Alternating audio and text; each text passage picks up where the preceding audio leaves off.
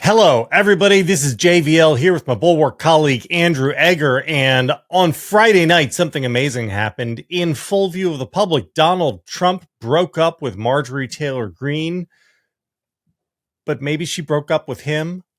I don't know. It's amazing.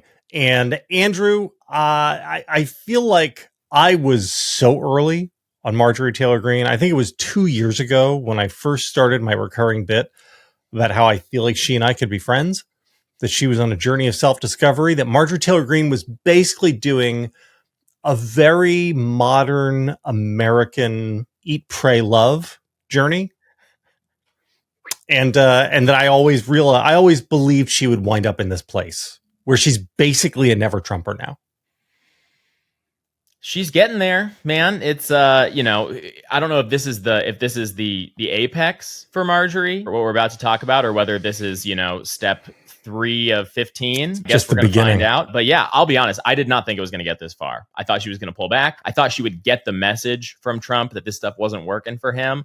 But so far, so not. That's not happening with Marjorie so far. Here's what I think people need to realize about Marjorie Taylor Greene. And we're going to show you guys the tweets in a moment to give you the full explication. But I want you to understand as you read it that Marjorie Taylor Greene's, what you need to understand about her at base is that she believes it all.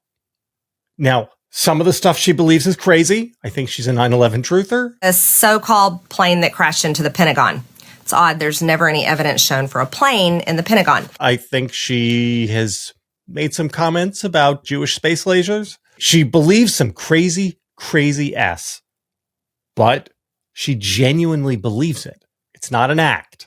So we have a long Truth Social post from last night where Donald Trump announced, "I am withdrawing my support and endorsement of, quote, Congresswoman Marjorie Taylor Greene of the great state of Georgia. Over the past few weeks, despite my," and here he just lists all of the amazing things that he has done. It is just like the Fox News Chiron, blah, blah, blah, blah, blah. Basically, he says, all I see wacky Marjorie do is complain, complain, complain. And he then says that he thinks this could be because he sent her a poll saying that she shouldn't run for governor and that she didn't have a chance. And that he said he's heard from people that she's mad that he won't take her phone calls. And he said, I can't take a lunatic's phone calls every day. And then he says that it was really bad that she went on The View. Thank you for your attention to this matter. Make America great again.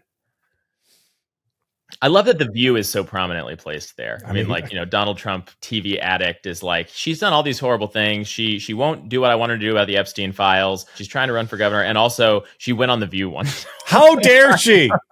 Yeah. So, Marjorie, I say this because, again, if she and I could go to the Outback Steak, I don't know why I'm so fixated on this, but I believe it's the Bloomin' Onion which could bring us together. We sit on either side on one of those big old tables in an Outback booth with a Bloomin' Onion between us. We could find common ground, me and Marjorie Taylor Greene.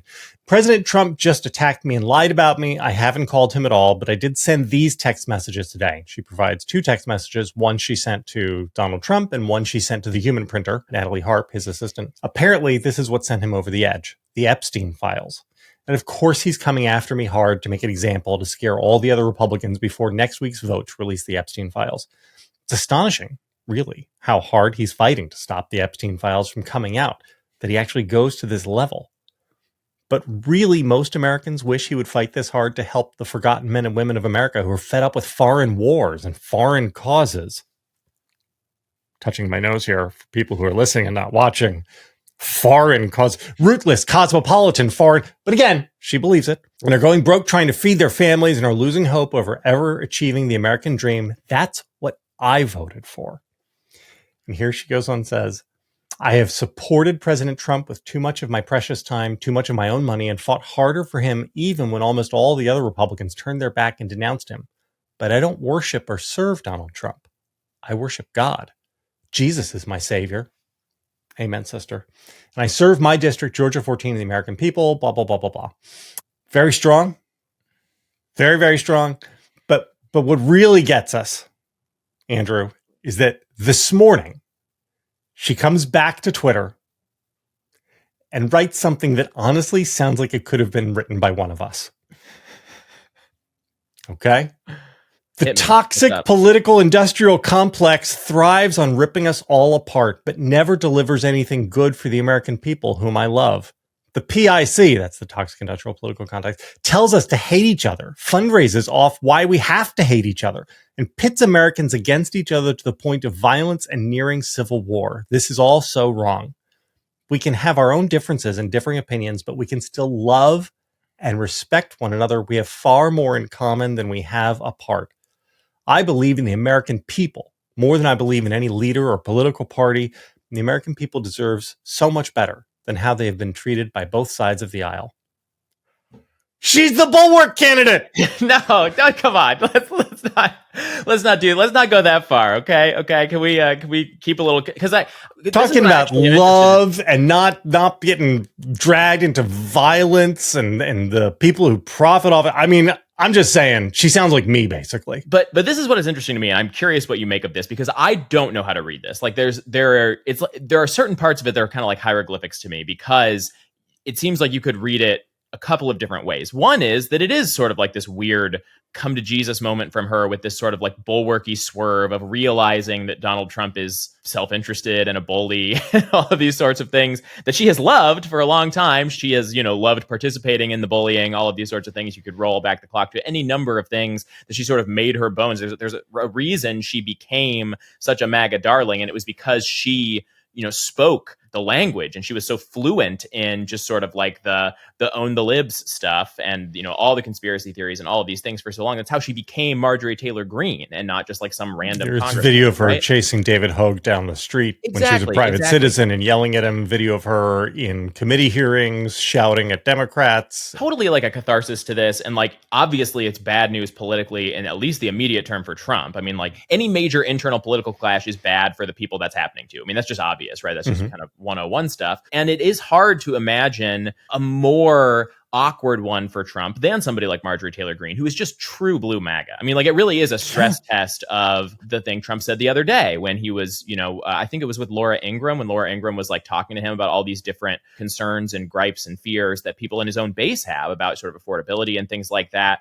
And she's kind of like, MAGA is concerned about this. And he was like, I'm MAGA. MAGA was my idea. MAGA was nobody else's idea. I know what MAGA wants better than anybody else. I decide what MAGA likes. I decide what MAGA cares about, right? And we are fast forwarding to the part where we very quickly get to find that out, right? But the other side of the whole thing is, and this is the part where I'm a little less eager to get in the booth and do the bloom and onion sort of thing. I worry about what exactly this portends, because Marjorie Taylor Greene has not just been like a normal MAGA person. She has been like rubbing elbows with like the Groypers and the white nationalist America First types, like before that was cool. Yeah, look, you're not wrong. She spoke at APEC. She spoke at Nick Fuentes' event like a couple of years ago. You're not wrong, right? Andrew. And right now, and I'm not trying to like puncture your bit or anything, but like the thing that I worry about a little bit here is that this has also been a thing coming from that space, right? I mean, Nick Fuentes very famously has been spending the last few months saying Donald Trump is cooked. MAGA is over, like that's a failed experiment. That's on the downtrend and we're on the upswing. And like, I wonder, it's not like he and Marjorie Taylor Greene can't do that at the same time, but I do wonder whether there is still a certain amount of like overlap there. You know what I mean? And MAGA might not be the worst thing ever in human history, 25 years from now, when we look back, it could portend something darker. In theory. It's funny you say that, Andrew, because Marjorie closes out her post this morning by saying that the only way forward is, and here it's all capitalized, America first, America only, or as I like to think of it, AFAO, which sounds a lot like FO. AFAO. I guess that's a thing that we're going to make happen. It's going to be a split. I assume that at some point we will see competing AFAO hats. Like that has to be a thing that's on the horizon. I do think that it is very dangerous for Trump that this is manifested around Epstein. This isn't really about the government shutdown. It's not really about the ACA subsidies. Those things he could finesse, I think, because those are just politics. And politics, nobody really cares about politics. Nobody really cares about policy. People do care about like pedophilia and sex crimes, I think. They care about conspiracies. And Trump both finds himself now on the wrong side of the most notorious pedophile ring in recent history, and also finds himself on the wrong side of the conspiracy. He's now the guy on the inside trying to make something disappear instead of on the outside saying, "Oh, I'm just asking questions. What's happening here?" I think that's dangerous for his base of support.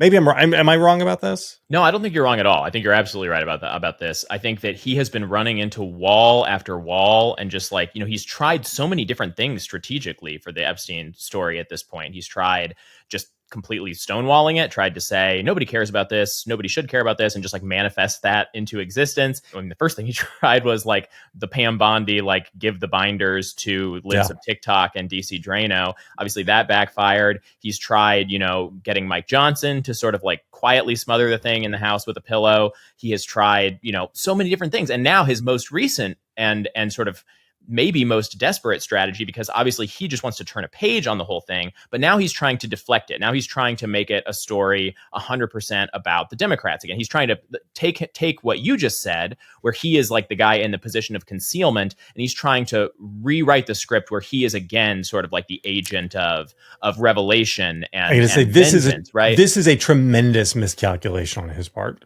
because I think Donald Trump thinks that Democrats are going to want to protect Bill Clinton and Larry Summers and a bunch of Democratic elites. And I think Donald Trump hasn't been paying attention to what's going on in the Democratic Party, because the Democrats are willing to get rid of all of their elites. They hate their elites. They hate Hakeem Jeffries at this point. They really hate Chuck Schumer. Like there is zero appetite in the Democratic Party to protect Larry effing Summers. Believe me.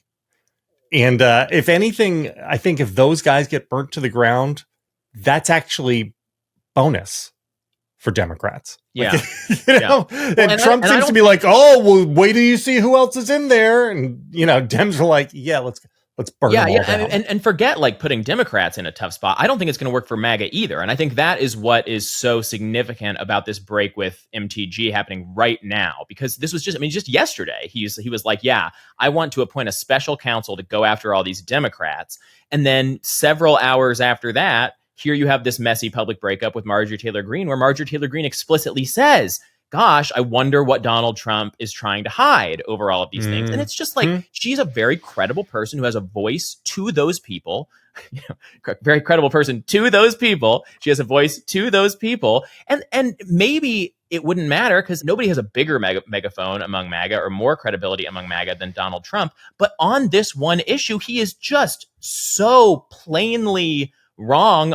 Like he can't get out from under it. He's been trying to for months, and it's just not working. And so I don't see how this does anything other than continue to ratchet up that tension, continue to raise that temperature. And like his best hope for all this was that everybody would just close ranks around him, and that there would be nobody saying this in the MAGA register to the MAGA voters in the MAGA information channels that already exist. And that has just blown like the biggest gasket. But it took only a few people, right? It took 4 Republicans who actually believe this stuff. That's it. That's all it took. And we're going to see a vote, I think, next week on the discharge petition. And I mean, the Republican conference is already floating the idea that there are going to be dozens of defections. I think it's going to be pretty dangerous for any Republican that doesn't go with it. I don't know. Is that wishful thinking on my part, that it creates danger for them down the road? I don't know. It'd be a weird primary to watch. I am inclined sort of like intellectually to say this is low valence enough that like maybe it won't, maybe it's not like people are going to get primaried over this sort of thing. But on the other hand, it's a really key issue for MAGA. And like, I just don't know who would drive it. Like if Donald Trump were on the opposite side of this thing, if Donald Trump were in the driver's seat, he could very easily make it a thing that people got primaried over, right? I don't know what that will look like in practice without him being there. But, Marjorie Taylor Greene has her eye on 2028. She wants to actually become like a very key person, if not the key driver of some succession movement to Donald Trump. And maybe a big part of that is this sort of jockeying, this sort of politics, getting more like, God help us, America Firsters to go sort of primary soft MAGA Republicans around the country. And you could see this sort of thing being a wedge there. So, I mean, this is all very speculative, because like we're just sort of going off of vectors that point off in insane directions that we've never really seen before. But like, I do not see that as like an implausible possibility at this point. So, Andrew, I think one of the things that is funny to me about this is that as we sit here taping on Saturday morning, Lindsey Graham, who doesn't believe any of this stuff, is still firmly on Donald Trump's side. Lindsey Graham, who, in fact, whose entire political worldview is antithetical to Donald Trump's, he's still firmly with Trump, whereas Marjorie Taylor Greene, who is as MAGA as they come, is like, hey, this thing is all rotten from the inside. We got to go and figure out how to burn it down and renew our movement. And so I floated this theory yesterday. And it's just a theory, not a pronouncement, not a prediction. But I kind of wonder if the last people to wind up defending Trump will be the people who least believe in any of it. They'll be the guys like Lindsey Graham, all of the good Republicans, the Marco Rubios of the world. They'll hang in there until the very last minute, long after like the actual believers have left. Does this sound right to you or no? I think it's incredibly plausible. McKay Coppins at The Atlantic wrote something years and years ago, I forget exactly when, but it has always stuck with me, about how Trump arrived at a moment when sort of like your median, just sort of like soulless, empty suit Republican politician was realizing that he had no idea how to continue to succeed in just sort of Republican politics. The base was so mad at him all the time, this empty suit guy, because he was part of the DC establishment, the GOP establishment. He didn't really know how to fix that. You saw sort of the Tea Party wave, got rid of a bunch of these guys. But even years later, you know, that sense of like just sort of anti-establishment iconoclastic rage was just building and building and building and building inside the Republican Party. And it got Trump elected, that wave of rage. But it also gave this lifeline to all these empty suit Republican guys, because as soon as they realized that not only was Trump not really coming for them, not only did they stand to lose anything really from his being elected, but in fact, he gave them what they had been trying and failing to find for years and years and years, which was just a way to get their constituents from being so mad at them all the time, because all they had to do was back him to the hilt and say, Donald Trump is right about everything, and I'm going to vote with him 100% of the time, and I'm going to go after all of his enemies, and I'm going to cover for him in every single story. And that was all the base wanted for a long time. And like, they loved that. They were like, this is great. This is the best. This is the easiest my job has been in a long time, right? Because I, without having to change really anything about myself, just get to like put on the hat and like suddenly everything's cool. I think that might be changing, right? Like we're like what we're talking about right now, you know, the actual base has reasons to get restless, but I think that you may be very well correct that like they're going to hold on to that strategy until the bitter end because it has done so well for them for so long. All right, Mrs. We're going to close with my open invitation to Marjorie Taylor Greene. If you're listening, Marge, let's go do this. Let's go to the Outback. It's my treat. We'll get a bloomin' onion. We'll get a couple of Bonzo burgers and, you know, whatever. Drink some Fosters because it's Australian for beer. And then if you've learned to trust me, we'll bring you over on the Bulwark feed and we'll have a conversation right here. Everybody, hit like, hit subscribe. Maybe if we get enough likes and subscribes, Marjorie Taylor Greene will do it and make all of my dreams come true. Andrew, thanks for sitting down with me. Everybody else, we'll see you later. Good luck, America.